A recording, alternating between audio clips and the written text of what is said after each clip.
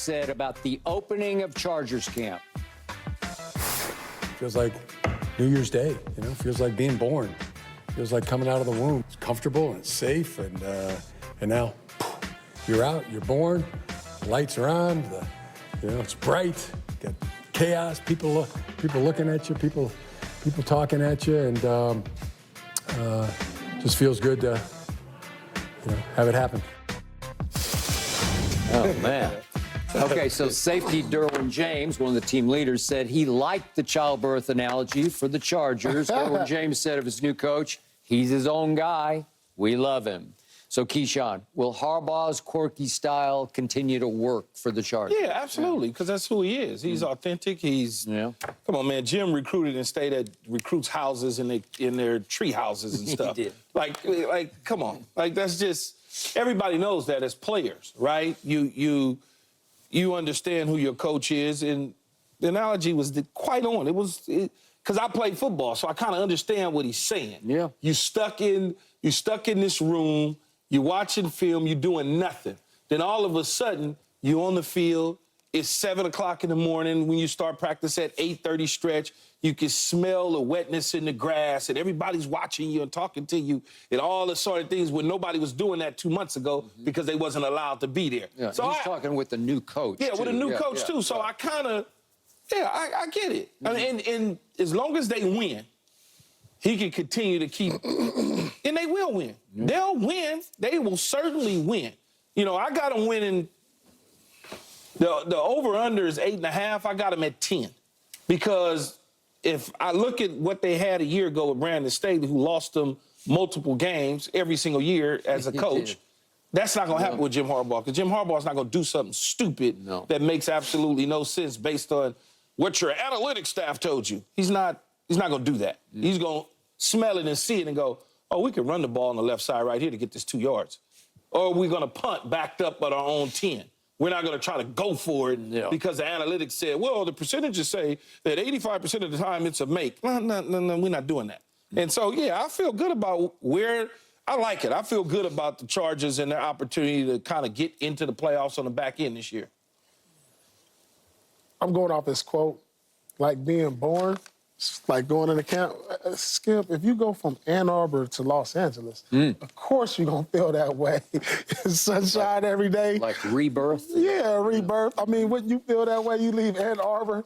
But he's been in California a bunch, though. Yeah, he played for the Chargers. He coached for the Raiders. Like you said, this is who he is. Back in the NFL after, 10, 11 years, whatever. I mean, been a while since then. I mean, Coach, he's got the respect. He's going to win, like you said, key in the NFL. He's proven. And then when you got Justin Herbert saying good things about you, that's a good thing right off the gate. Yeah, your star player. When your star player, if you got a good relationship with him, that's the key. Yeah. You can come out and be yourself. But like you said, you got to win. I mean, I understand you won before. You got the respect.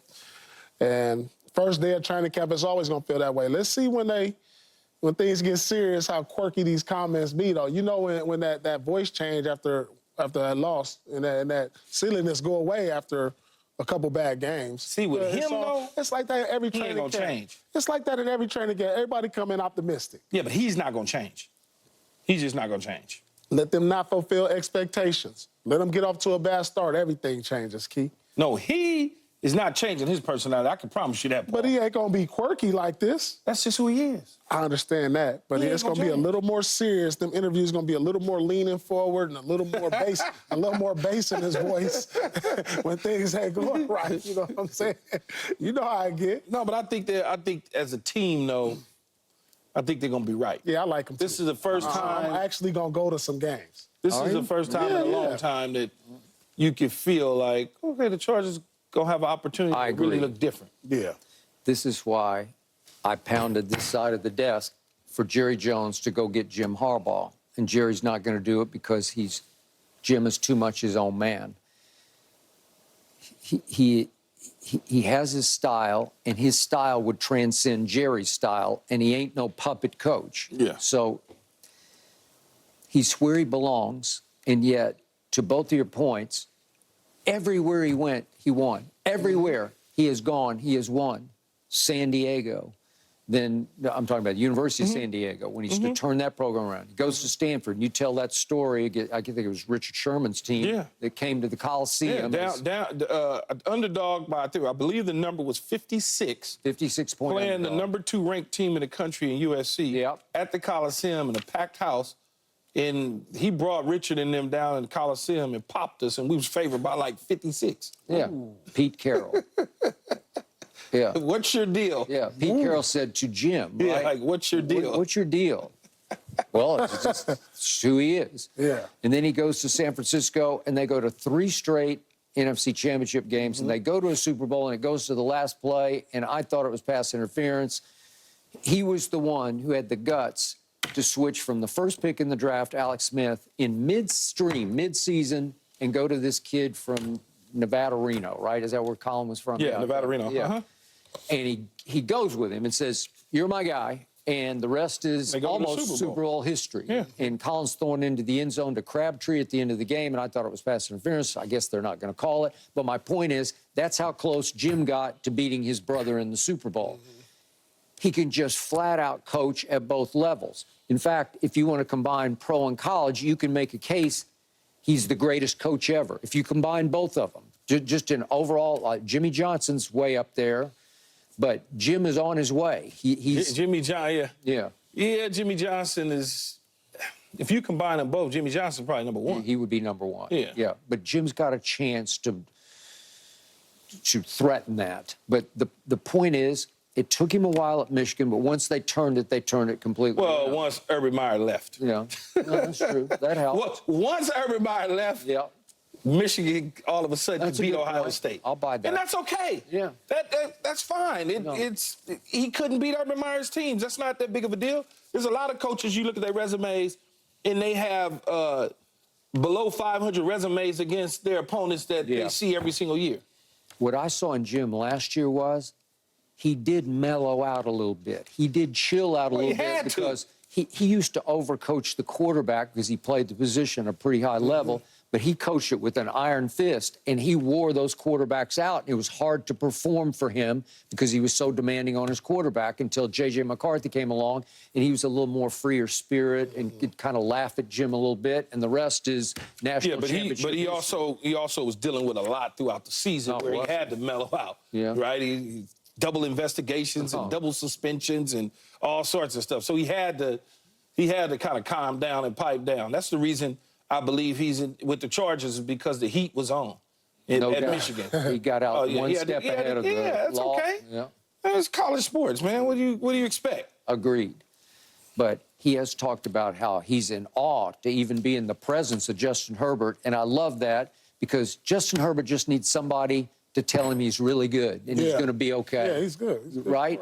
Yes. And the thing is Jim Harbaugh and every other coach that would take a Justin Herbert would be in awe of Justin Herbert. Every coach that would take a job in Lamar Jackson would be in awe of Lamar Jackson. The only reason why I'm taking the job to begin with That is correct. as a NFL head coach that has skins on the walls is because I got a quarterback. I'm not going anywhere without a quarterback. I'm just not.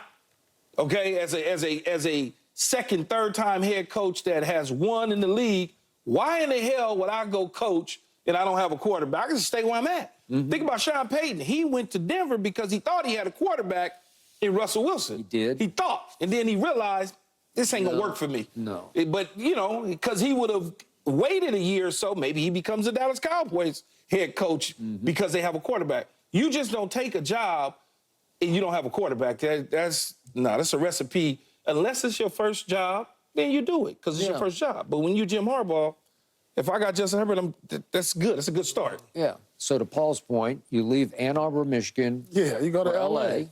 And No, not just L.A., the beach. the beach. And the family that runs the organization loves you because you were a Charger once upon a time. And they're going to pay you because they love you. And you inherit a football team. It's pretty good. They lost Keenan Allen and Mike Williams and Austin Eckler. They lost Everett, the tight end. So they lost a lot of pieces on offense. But his style and what they want to do, he can build that with guys. He doesn't need Keenan Allen and Mike Williams to build what he wants to do, because that's just not his style. He wants to basically be the West Coast Baltimore Ravens. He does. I agree. That's what he wants to do. He wants to do what his brother has been able to do in Baltimore, except he has a quarterback that could run, but not like Lamar. He can move around, and he can certainly throw the football, Skip. You look at it, the general manager came from Baltimore. So they got, I want to say they probably got about 4 ex-Ravens that are currently on the roster. They do. That they brought over. Yeah. So that's all they want to be is the West Coast Ravens. Okay. And I'm with you. I got 10 wins. Yeah, I got a 10. Right? I got them at 10. I got them at 10. It's a tough division. Because if they're getting 8.5 in a tough division, he is good for another 2. If Brandon Staley wasn't such a knucklehead, he could have been good for a couple more, but he tricked them off. Yeah. And then Justin Herbert got hurt, and then kind of the season finished up badly for him. Yep, I hear you. All right, we're staying in the NFL.